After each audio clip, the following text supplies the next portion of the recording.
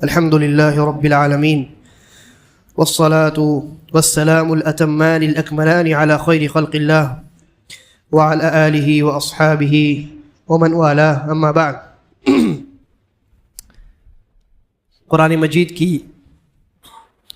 ایک بڑی خوبصورت سورہ یوسف کی مکمل تلاوت کی گئی ہے. سورہ یوسف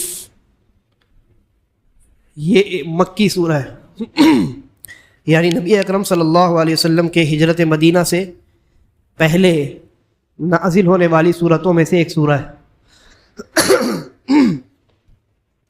اور سورہ یوسف یہ وہ واحد سورہ ہے کہ جس میں اللہ تبارک و تعالی نے حضرت یوسف علیہ السلام کا قصہ بیان کیا، ورنہ قرآن کریم کے کسی اور مقام پر حضرت یوسف علیہ السلام کا قصہ بیان نہیں کیا گیا. ذکر آیا ہے، نام بھی مذکور ہے، لیکن قصہ صرف اور صرف سورہ یوسف میں حضرت یوسف علیہ السلام کا ذکر کیا گیا ہے.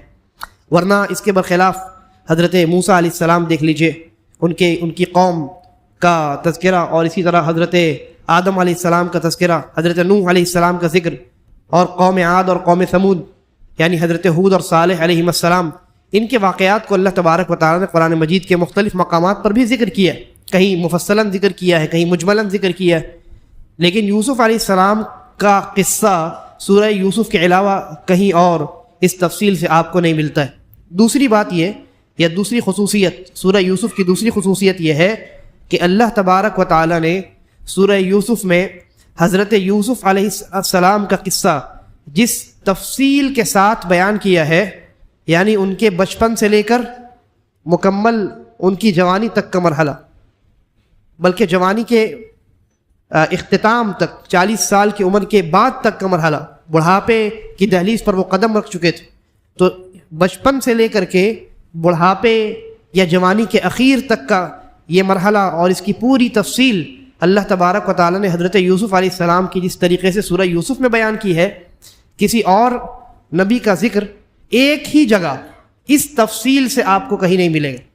حضرت موسیٰ کا ذکر ہے علیہ الصلاۃ والسلام، لیکن ایک ہی جگہ پوری تفصیل اللہ نے نہیں بیان فرمائی، کہیں تھوڑی سی جگہ تھوڑا سا کچھ حصہ کہیں ایک جگہ بیان کیا، دوسرا حصہ کہیں دوسری جگہ بیان کیا، زندگی کے الگ الگ پہلوؤں کو الگ الگ جگہ بیان کیا.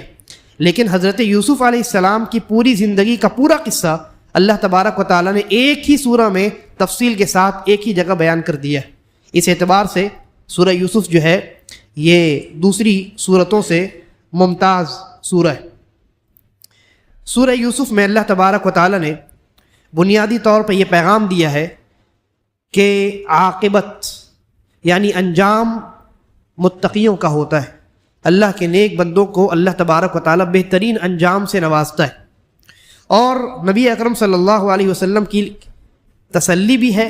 اللہ کے نبی کے لیے یہ سورہ کریمہ تسلی ہے کہ جس طریقے سے اللہ تبارک و تعالی نے حضرت یوسف علیہ السلام کے انجام کو بہتر بنایا، اسی طرح آپ بھی غم میں اور فکر میں مبتلا نہ رہیے، آپ کا انجام بھی انشاءاللہ اللہ تبارک و تعالی بہتر سے بہتر کرے گا.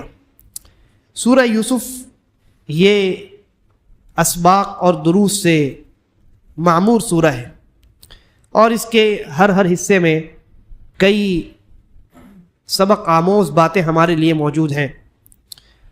اس کی ابتدا میں غور کیجئے، اللہ تبارک و تعالی نے اس بات کا ذکر کیا کہ حضرت یوسف علیہ السلام نے ایک خواب دیکھا. وہ خواب کیا دیکھا؟ انی ارا فی المنام، کیا کہتے ہیں یوسف علیہ السلام؟ حضرت یوسف فرماتے ہیں اذ قال یوسف لابیہ یا ابت انی رأیت 11 کوکبا.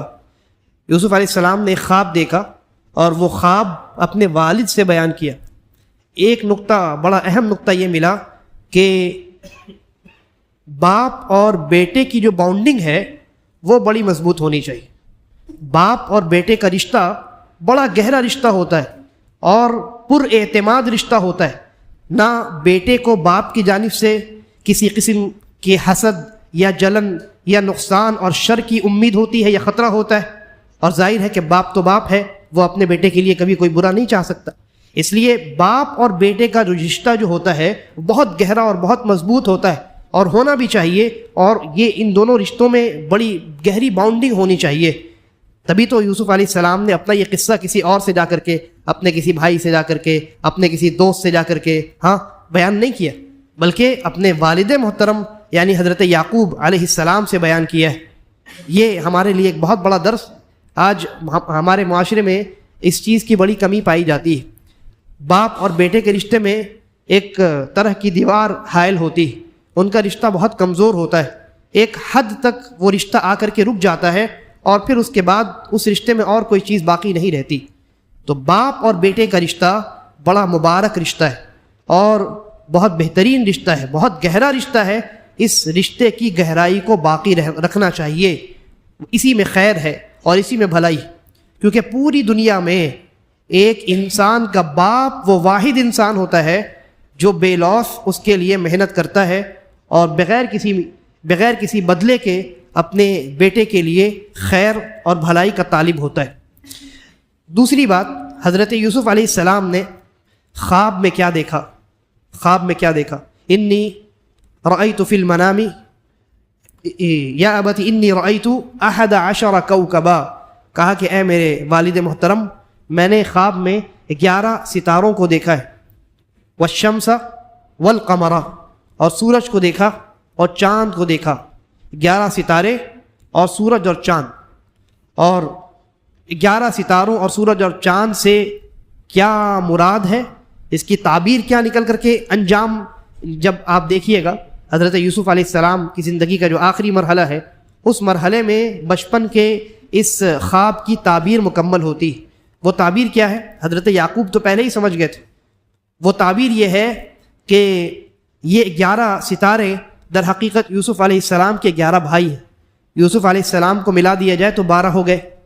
حضرت یوسف علیہ السلام کے 11 بھائی ہیں اور سورج اور چاند سے مراد ان کے والد اور والدہ ہیں.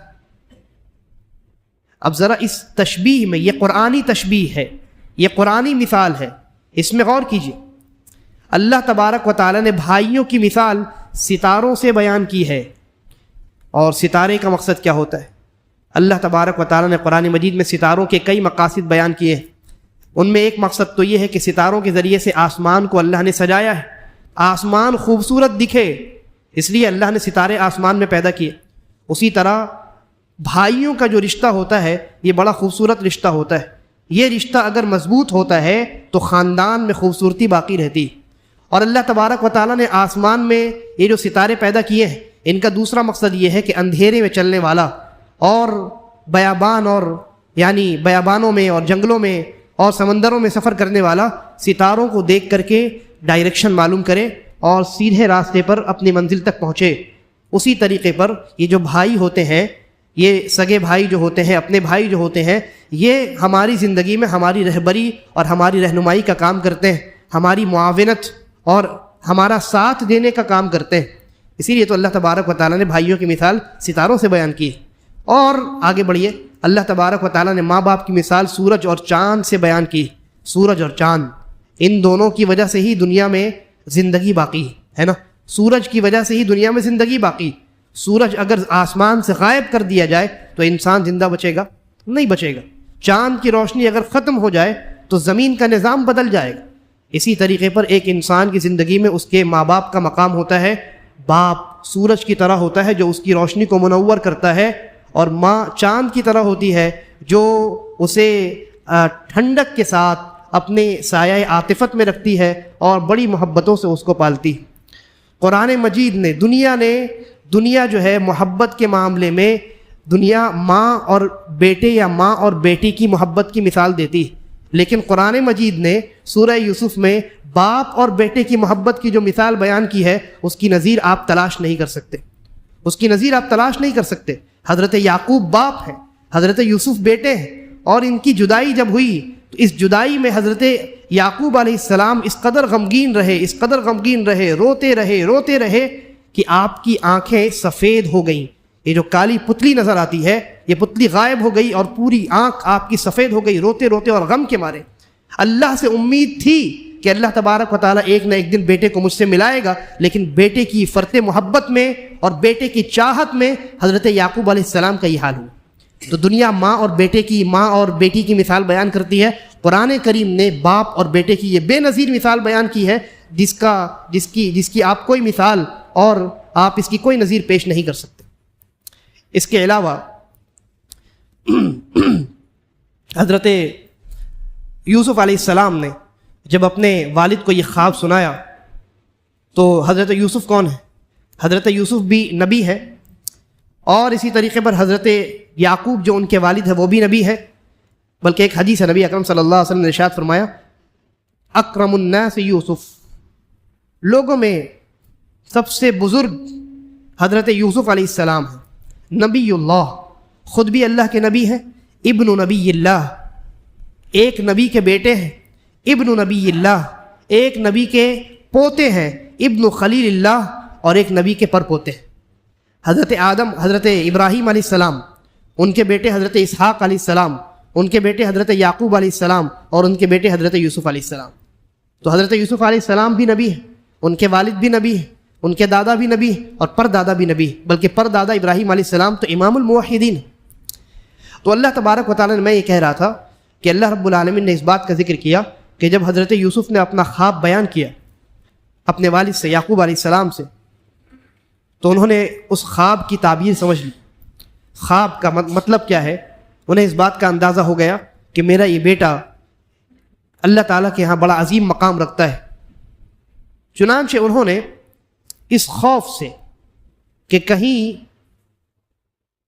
میرے بیٹے کو کسی بھی طریقے سے کوئی نقصان پہنچائے، انہوں نے کہا کہ دیکھو یہ جو خواب ہے اس خواب کو کسی سے بیان مت کرنا، بلکہ یہاں تک کہا، اور انہیں اس بات کا اندازہ تھا کہ دیکھو اپنے بھائیوں سے خاص کر کے بیان نہ کرنا، یا بنی لا تقصص رؤیاک علی اخوتک فیکیدوا لک کیدا، اس لیے کہ اگر تم اپنے بھائیوں سے بیان کرو گے تو ہو سکتا ہے شیطان جو تمہارا کھلا ہوا دشمن ہے وہ تمہارے بھائیوں کے درمیان تمہارے تعلق سے بدظنی پیدا کر دے، اور وہ تمہارے پیچھے پڑ جائیں اور تم سے جلنے لگے، حسد کرنے لگے۔ اور ایسا اس لیے کیونکہ حضرت یعقوب کو اس بات کا اندازہ تھا کہ یہ جو 11 بھائی ہیں ان میں سے ایک بھائی کو چھوڑ کر کے، جو حضرت یوسف کا سگا بھائی بنیامین جن کا نام بتلایا جاتا ہے، تو 10 بھائی جو تھے وہ دوسری ماں سے تھے، وہ حضرت یوسف علیہ السلام کے ماں شریک بھائی تھے، باپ ایک ہی تھا، یعنی یعقوب علیہ السلام ان کے والد تھے سارے بھائیوں کے، لیکن ان کی ماں الگ الگ تھی، تو ذرا دوری بن جاتی۔ اور حضرت یعقوب علیہ السلام حضرت یوسف سے جس شدید محبت رکھتے تھے، جس طرح کی شدید محبت رکھتے تھے، یہ محبت ان کے بھائیوں پر بھی آیا تھی۔ بھائی جانتے تھے کہ حضرت یوسف سے میرے والد بہت زیادہ محبت کرتے ہیں، اور اس کی وجہ سے انہیں ان کے دل میں یعنی تکلیف پہنچتی تھی، جلن محسوس ہوتی تھی کہ ہم سے اتنی محبت کیوں نہیں ہوتی۔ اسی خطرے کی وجہ سے یوسف علیہ السلام نے اس خواب کو لوگوں سے بیان کرنے سے، خاص کر کے اپنے بھائیوں سے بیان کرنے سے منع کیا۔ معلوم یہ ہوا کہ انسان کو اگر کوئی خوشخبری ملے، انسان کو اگر کوئی نعمت ملے، تو اول وہلے میں اس کو بیان نہیں کرنا چاہیے۔ یعنی کوئی آپ کو نعمت ملے، فوراً آپ سارے لوگوں کو فون کر کے آپ خبر دے دیں کہ بھائی مجھے یہ خوشخبری ملی ہے، مجھے یہ نعمت ملی ہے۔ صبر کیجیے، ذرا صبر کرنا چاہیے، اور ذرا رک کر کے اس کو بیان کرنا چاہیے۔ اس سلسلے میں ایک اور حدیث ہے نبی اکرم صلی اللہ علیہ وسلم کی، جس کے الفاظ ابھی مجھے یاد نہیں ہے، لیکن اس کا مفہوم یاد ہے۔ اس کا مفہوم یہ ہے کہ جب کسی انسان کو کوئی خوشخبری ملے تو انسان کو اس کو چھپانا چاہیے یہاں تک کہ وہ مکمل ہو جائے۔ جب وہ مکمل ہو جائے تو پھر آپ اس کو بیان کیجیے۔ جیسے مثال کے طور پہ ایک مان لیتے ہیں کہ کسی نوجوان بھائی کا بہترین رشتہ لگا، تو شروع میں آپ اگر اس کو بیان کیجئے کہ بھائی اپنے دوستوں کے سامنے وہ بیان کرے کہ میرا رشتہ لگ چکا ہے، انشاءاللہ میری شادی ہونے والی، بہت ممکن ہے کہ شیطان آ جائے اور ان کے دلوں میں جو ہے جلن پیدا کرے۔ آپ ذرا صبر کیجئے، اور جب یہ معاملہ پختہ ہو جائے اور پایہ تکمیل تک پہنچ جائے، نکاح کا وقت قریب آ جائے، تب بتائیے کہ انشاءاللہ آئندہ ہفتے میرا نکاح ہے۔ اور دوستوں کو چاہیے کہ وہ بھی صبر کریں، ابھی بتا رہے ہو، یہی دوستی ہے، ایسا نہیں ہونا چاہیے۔ تو کوئی خوشخبری ملے یا کوئی نعمت حاصل ہو، جب وہ مکمل ہو جائے تب اس کو بیان کرنا چاہیے۔ کیونکہ اس سے پہلے بیان کرنے سے نظر لگ جانے کا خدشہ ہوتا ہے. اور میں آپ کو بتاؤں کہ یہ جو نظر ہے یہ اچھی بھی ہوتی ہے بری بھی ہوتی ہے اور دونوں نقصان دے سکتی. جی اہل علم نے بیان کیا. اور یہ نظر لگتی کب ہے؟ یہ عام طور سے تب لگتی ہے جب سامنے والا انسان حاسد ہو یا سامنے والے انسان نے آپ کی نعمت کی تعریف کی لیکن آپ کے لیے برکت کی دعا نہیں کی، صرف تعریف کی. تو حاسد کی نظر تو بری ہوتی ہے لیکن دوستوں کی نظر، بھائیوں کی نظر، قریبی خیرخواہوں کی نظر اچھی ہوتی ہے. کبھی کبھی وہ نظر بھی لگ جاتی ہے اور اس سے بھی نقصان ہوتا ہے. بلکہ انسان کو، نبی اکرم صلی اللہ علیہ وسلم کی ایک حدیث ہے، اس کا مفہوم یہ ہے ایک انسان کو خود اپنی نظر بھی لگ سکتی ہے. اس لیے انسان جب اپنے مال میں، اپنے نفس میں کوئی نعمت دیکھے تو چاہیے کہ وہ اللہ سے برکت کی دعا کرے، کہے اللہم بارک فی، اے اللہ اللہم انی اسألک البرکہ، اے اللہ میں تجھ سے برکت کا سوال کرتا ہوں، یا اے اللہ مجھے اپنی جانب سے برکتیں عطا فرما. برکت کی دعا ہمیشہ دینی چاہیے. کوئی بھی انسان ہو، آپ کے پاس کوئی خوشخبری لے کر کے آئے، کسی نعمت کا تذکرہ کرے یا ایسے ہی آپ اس کے جسم پر کوئی نعمت محسوس کریں تو صرف تعریف یہ نقصان دہ ہو سکتا ہے، یہ انسان کو نقصان میں مبتلا کر سکتا ہے. اس لیے صرف تعریف نہ کریں، تعریف کے ساتھ ساتھ برکت کی دعا بھی ساتھ میں آپ دیں. اس کے بعد دیکھیے یوسف علیہ السلام کی زندگی آگے بڑھتی ہے اور اللہ رب العالمین وہ ان بھائیوں کو جنہوں نے یوسف علیہ السلام کے ساتھ ظلم کیا اور ان کو کنویں میں ڈال دیا تاکہ کوئی لے کر کے چلا جائے اور ان کی جان چھوٹے اور ان کے والد کی محبت خالص ان کو ملے، اللہ رب العالمین نے زمانے کو ایسے گھمایا کہ یہ جو بھائی تھے، یہ بھائی جنہوں نے ظلم کیا تھا، ایک وقت آیا کہ یہ حضرت یوسف علیہ السلام کے دربار پر کھڑے ہیں اور ان سے فضل کا سوال کر رہے ہیں. ان بھائیوں نے ایک موقع پر حضرت یوسف پر ظلم کیا تھا لیکن زمانہ ایسے بدلا کہ یہی بھائی تھے اور وہی یوسف تھے، لیکن آج یہ بھائی فضل کا سوال کرنے والے تھے اور حضرت یوسف ان کو اپنی جانب سے یعنی ان کی مدد کرنے والے اور ان کے ساتھ خیرخواہی اور بھلائی کا معاملہ کرنے والے تھے. اور اس دوران جب ان بھائیوں کو اس بات کا علم ہوا کہ یہ وہی یوسف ہیں جن کے ساتھ ہم نے بڑا سخت معاملہ کیا اور جن کے ساتھ ہم نے ظلم کیا تھا، تو انہوں نے اپنی غلطی قبول کر لی اور حضرت یوسف علیہ السلام کے سامنے شرمندہ ہوئے، ندامت کا اظہار کیا. لیکن یوسف علیہ السلام نے کیا کیا؟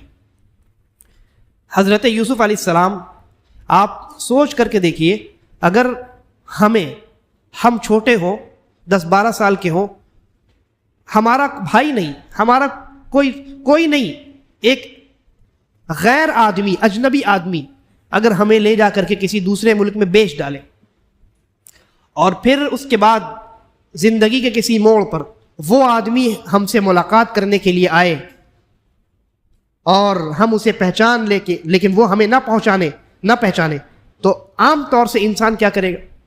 اس کو تکلیف پہنچانے کی کوشش کرے گا، اس سے بدلہ لینا چاہے گا، اور اگر اس نے معافی بھی مانگ لی تو بھی معاف کرنے کو تیار نہیں ہو، ہے کہ نہیں؟ لیکن حضرت یوسف علیہ السلام اللہ کے نبی ہیں اور نبیوں میں جو صفات ہوتی ہیں وہ کامل ترین ہوتی ہیں.